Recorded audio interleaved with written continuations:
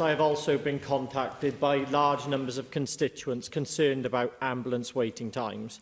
Our hard-working ambulance crews and accident and emergency teams are amazing, working tirelessly, but ambulance crews are spending all of their shifts sat outside hospitals waiting to hand over patients, causing long delays, leaving rural communities like mine in Brecon and Radnorshire without adequate cover in case of emergency.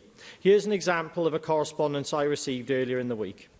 A 92-year-old lady just outside Brecon fell with a suspected broken hip. The ambulance was called at 4 p.m.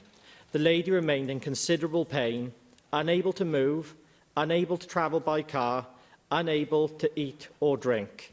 The ambulance arrived next morning because there was no ambulances across my constituency. This is not isolated.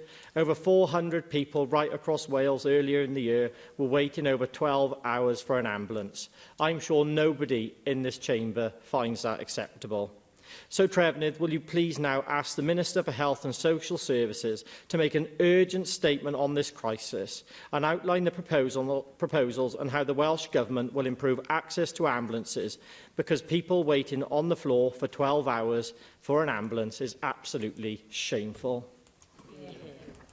I would caution the member, you quote, and I'm going to quote you now, all of ambulances are spending their time sitting outside hospitals. That is completely not true.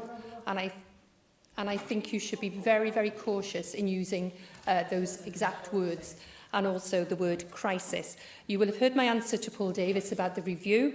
I personally, and no one in this chamber, would want to hear the story that you relayed. I can't personally comment on a specific case, and I would ask you to write to the Minister for Health and Social Services. Delith Jewell.